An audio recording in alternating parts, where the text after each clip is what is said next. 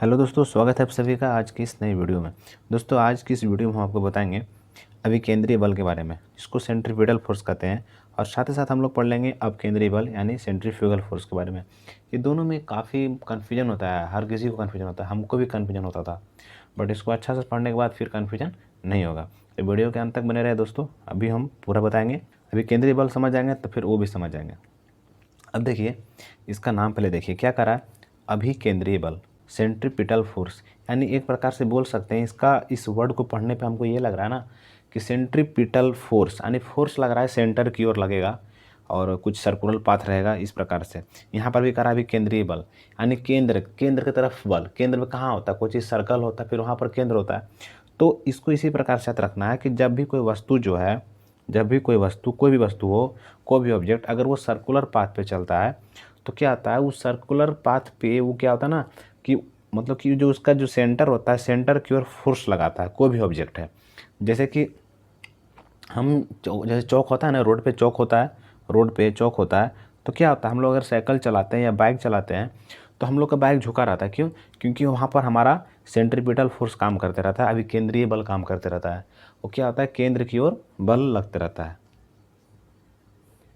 तो याद रखिएगा दोस्तों, इसीलिए यहाँ पर साफ साफ भाषा में लिखा गया कि जब कोई वस्तु किसी वृत्ताकार मार्ग पर चलती है यानी सर्कुलर मार्ग पर चलती है, जब कोई ऑब्जेक्ट, तो उस पर एक बल जो होता है वो वृत्त की केंद्र की ओर काम करती है। जो वृत्त का जो भी केंद्र है उस वृत्त के केंद्र की ओर एक बल काम करता है, जिसको अभिकेंद्रीय बल कहते हैं। तो आसान सा डेफिनेशन है दोस्तों, देख लो, बहुत हार्ड नहीं है। और साथ ही साथ कुछ कुछ एग्जाम्पल भी है, जैसे कि देखो यहाँ पर है, एग्ज़ाम में जो बनता है ना, हम लोग उसको ज़्यादा करके मतलब कि हम लोग कोशिश करते हैं कि वही ले।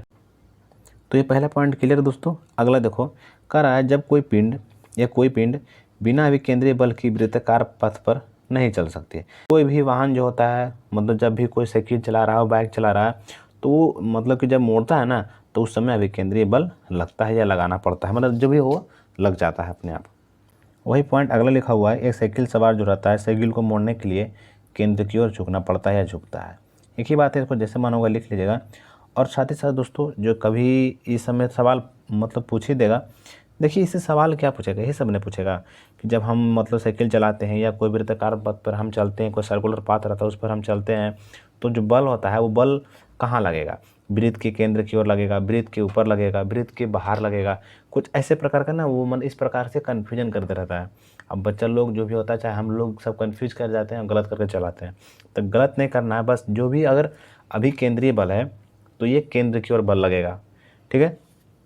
तो जो एक साइकिल सवार रहता है ये भी मोड़ने के लिए केंद्र की ओर झुकाता है अपना, क्योंकि उधर फोर्स काम कर जाती है, झुक जाती है ऑटोमेटिक। ये नहीं भी झुकाएगा ना तो गिर जाएगा आप, ठीक है। कहीं कहीं पे देखिएगा, जैसे कि अगर मतलब कि फोर व्हीलर है कहीं पे, तो जहाँ बहुत ज़्यादा मैंने रोड में घुमाव रहता है ना, जैसे कि कोई कोई जगह होता है, वहाँ पर क्या होता है ना कि रोड को थोड़ा सा मतलब कि झुका कर बनाया जाता है, ताकि वहाँ पर जो हमारा सेंट्रीपिटल फोर्स है वो काम कर सके, नहीं तो गाड़ी पलटी होने का चांस रहता है।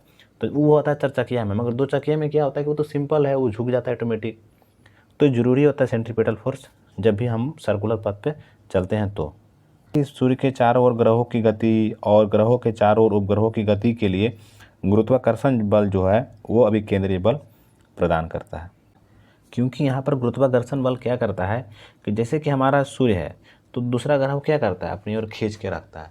तो खींच के रखता है, तो एक प्रकार से बोल सकता है ना कि ये गुरुत्वाकर्षण बल जो है वो किसका काम की, अभिकेंद्रीय बल का काम की, अपकेंद्रीय, ठीक है। अब इसमें समझना है, देखिए अभी हम लोग पढ़े, जो हम लोग पढ़े थे अभी केंद्रीय बल, तो जो भी मतलब कि वृत्ताकार पथ पे कोई वस्तु चलती है तो वो वस्तु जो होती है वो अभी केंद्रीय बल लगाती है। तो अभी केंद्रीय बल किधर लगता है, केंद्र की ओर लगती है। जैसे कि हमारा वृत्ताकार पथ हो गया तो उसके केंद्र की ओर हमारा अभी केंद्रीय बल लगता है। तो इसी के विरुद्ध, जैसे कि ये तो अंदर में लग गया, अब इसको बैलेंस करने के लिए भी तो चाहिए, ये तो इधर लगा दिया, तो इधर से भी एक फोर्स है ना जो इसको बैलेंस कर सके। तो यही होता है कि इसी के मतलब प्रतिक्रिया स्वरूप, मतलब कि न्यूटन के तीसरे नियम के अनुसार एक इधर से बल लगाया तो एक उधर से भी बल लगेगा। तो इसी के अनुसार एक बल जो होती है वो केंद्र से बाहर की ओर लगता है।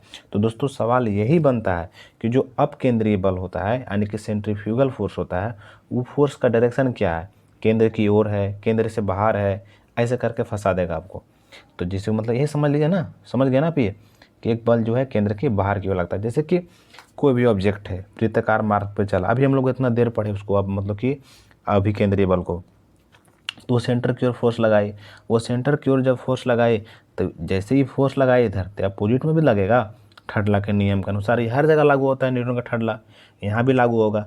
तो वही जो अपोजिट से मतलब एक प्रकार से धक्का दे देगी इधर से, है ना, केंद्र के बाहर की जो फोर्स लगाएगी इसी को अपकेंद्रीय बल कहते हैं, है ना। तो बोल सकते हैं कि जो अपकेंद्रीय बल है वो केंद्र के बाहर की ओर लगती है।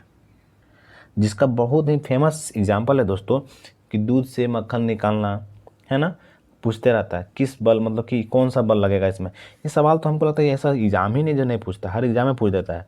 दूध से मक्खन निकालने वाला मशीन, कपड़े धोने वाला मशीन, ये कौन सा मतलब किस पे काम करता है, तो ये अपकेंद्रीय बल पे काम करता है। देखते होंगे ऐसे ऐसे करके मथता है लोग, मट्ठा मारता है, क्या कहते हैं उसको, जिससे क्रीम निकलता है।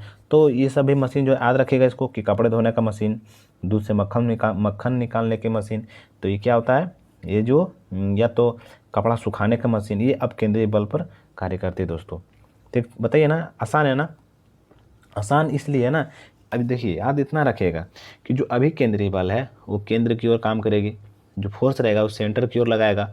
जो अपकेंद्रीय, अब मतलब बाहर बोल सकते हैं, बाहर, ठीक है।